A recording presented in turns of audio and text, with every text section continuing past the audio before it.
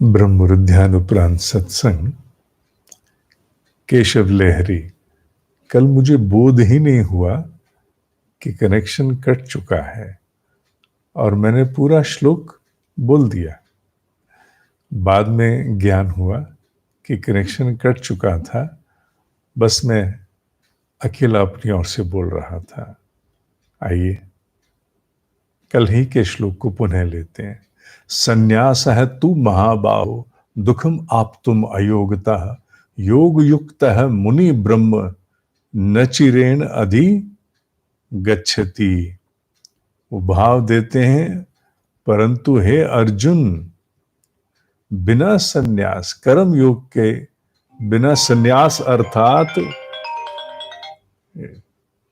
कर्म योग के बिना अर्थात संन्यास मन इंद्रिय शरीर द्वारा होने वाले संपूर्ण कर्मों में कर्तापन का त्याग होना कठिन है। भगवत स्वरूप का मनन करने वाला कर्म योगी परब्रह्म परमात्मा को शीघ्र ही प्राप्त कर जाता है। इसका भाव मुख्यतः हमें लेना है। भाव ये है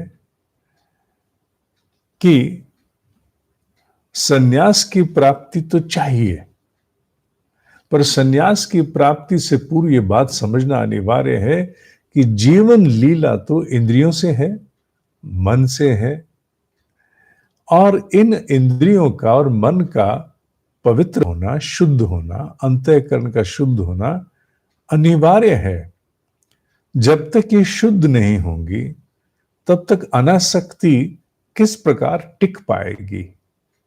कर्म योग एक व्यवहारिक प्रयोगशाला है जिसमें हम प्रयोग करते हैं, प्रयास करते हैं, असफल होते हैं, इसमें कोई संदेह नहीं, पर हम अपने आप को जांचते और नापते चलते हैं। मैंने उस समय ऐसा उत्तर दिया, मेरी दृष्टि क्या थी, मुझे ऐसा नहीं सोचना चाहिए था, ऐसे उत्तर नहीं देना चाहिए था, ऐसा मैंने क्यों विचार किया उसके प्रति, इत्यादि इत्यादि। कर्म करते समय इन्हीं इंद्रियों के द्वारा हम दोष और बंधन को भी अर्जित करते हैं, और कर्म करते समय इन्हीं इंद्रियों और मन के द्वारा हम अपने भीतर पवित्रता, शुचिता को भी धारण करते हैं। इन्हीं इंद्रियों के द्वार से, मन के द्वार से दोष, बंधन और शुचिता, मुक्ति दोनों प्राप्त होते हैं। तुम ये समझ लो कि हर कर्म समुद्र मंथन है जिसमें अमृत और विष दोनों हैं। तुम चाहो तो केवल विष को, तुम चाहो तो केवल अमृत को, पर होगा तभी जब तुम कुछ कर्म कर रहे हो, तभी तो निष्कर्ष आएगा ना।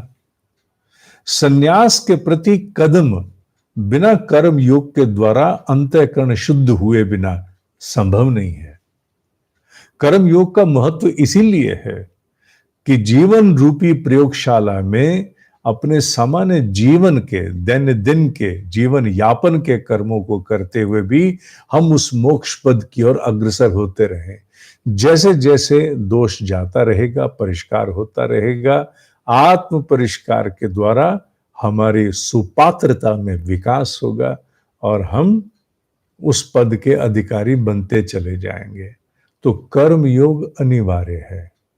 उसके बिना इन मन, बुद्धि, इंद्रियों का शुचिता को धारण करना संभव नहीं है। केवल आंख मूंद करके बैठ जाने से भीतर कभी शुचिता आने वाली नहीं है। इसलिए कर्म के द्वारा ही हम त्रुटियां करते, बार बार करते, लगातार करते, और फिर उनसे अपने आप को संदेश देते, स्वयं का परिष्कार करते, समझाते, और उन वृत्तियों की पकड़ ढीली ढीली ढीली करते जाते।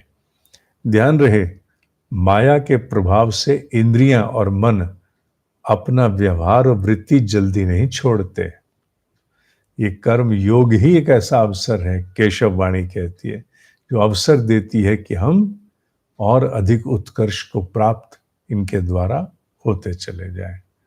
आज के श्लोक में इतना ही।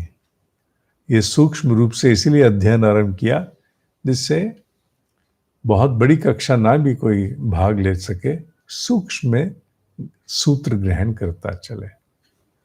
ओम ही सत्य है, ओम ही सत्य है, ओम ही सत्य।